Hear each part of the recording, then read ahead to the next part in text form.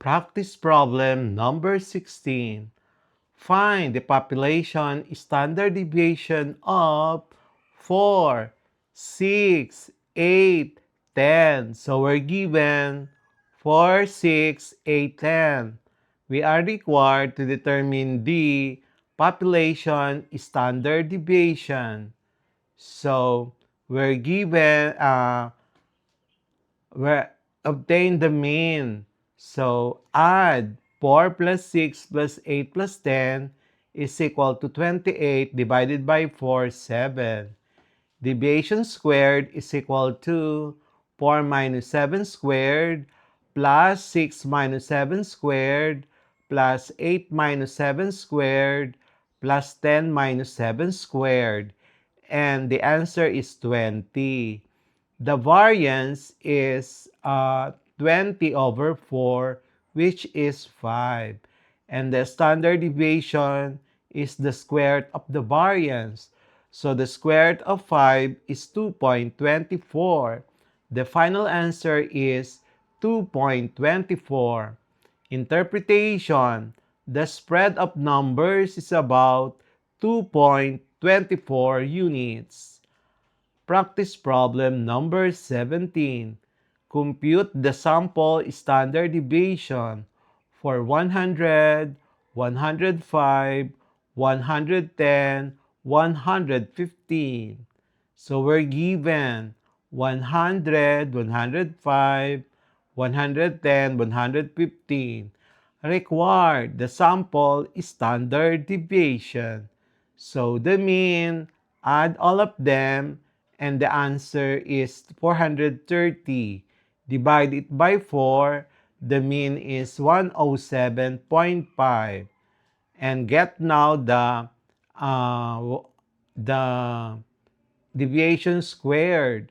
So 100 minus 107.5 squared plus 105 minus 107.5 squared plus 110 minus 107.5 squared plus 115 minus 107.5 squared. Sample variance, that's 125 divided by 4 minus 1. So it's equal to 125 over 3, which is equal to 41.67. And obtaining the standard deviation, take the square root of the sample variance. Square root of 41.67 is equal to 6.45. Final answer, 6.45. Interpretation. The data varies about 6.45 units from the mean. Practice problem number 18. So determine the standard deviation of 20, 22, 24, 26, 28. So we're given 20, 22, 24, 26, 28. We are required to determine the standard deviation. Determine first the mean, and then deviation squared, and the mean is 24, the deviation squared is 40. And to get the variance, 40 divided by 5 is 8. The standard deviation is a square root of 8, which is approximately 2.83. The final answer, 2.83. Interpretation.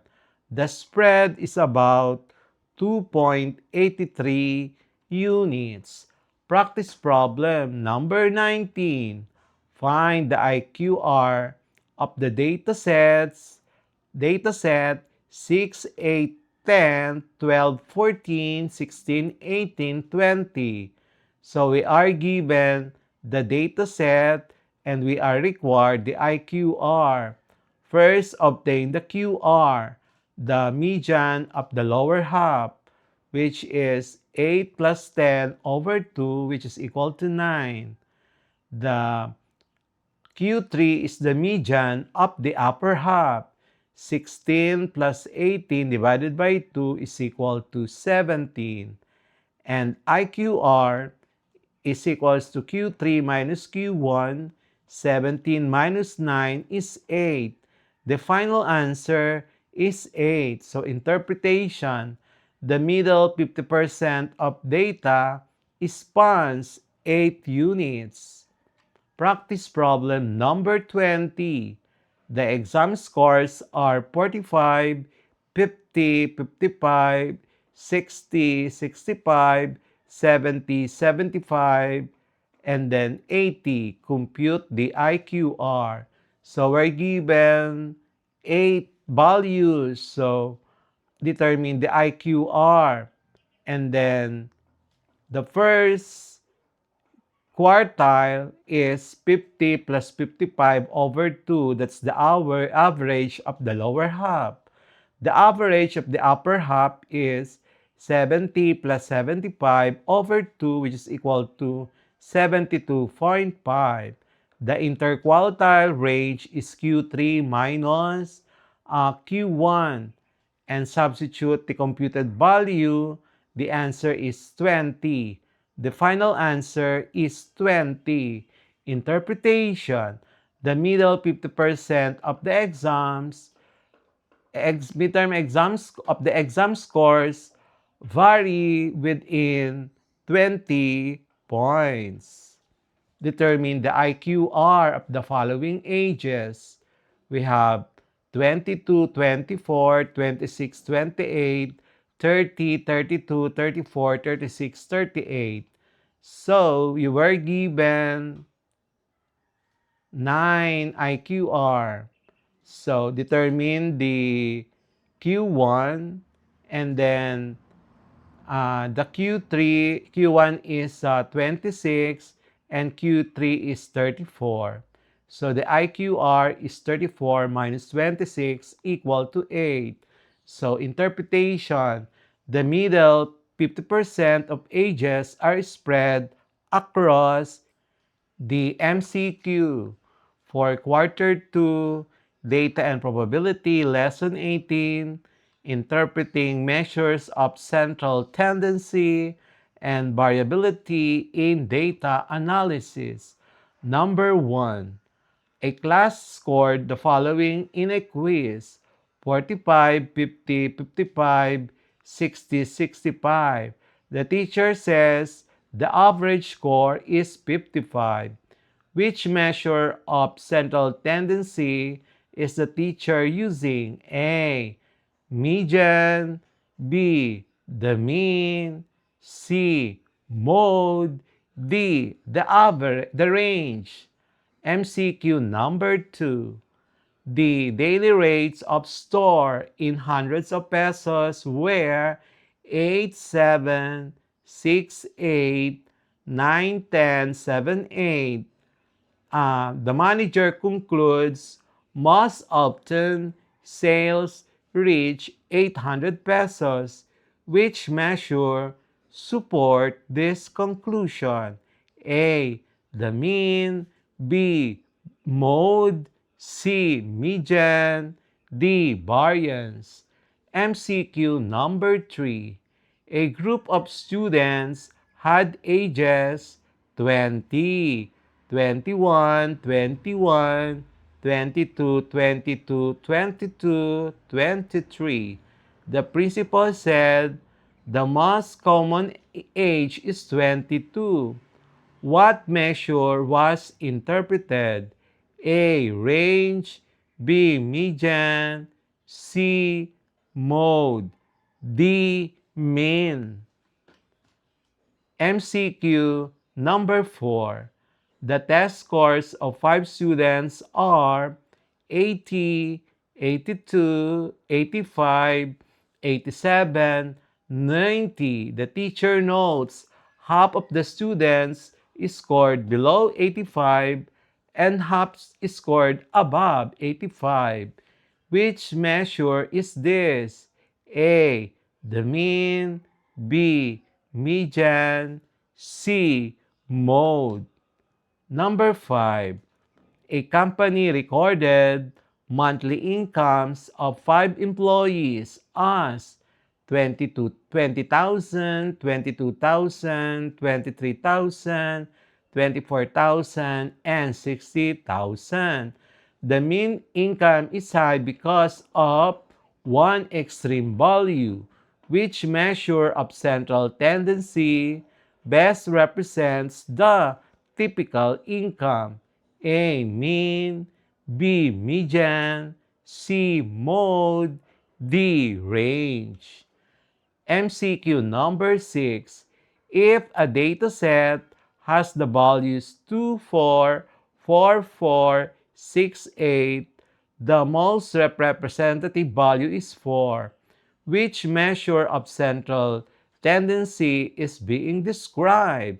A. Median, B. Mode, C. Mean, D. Range. MCQ number 7. A researcher reports that the mean score in a math exam is 75. What does this statement imply? A. Half of the students scored above 75.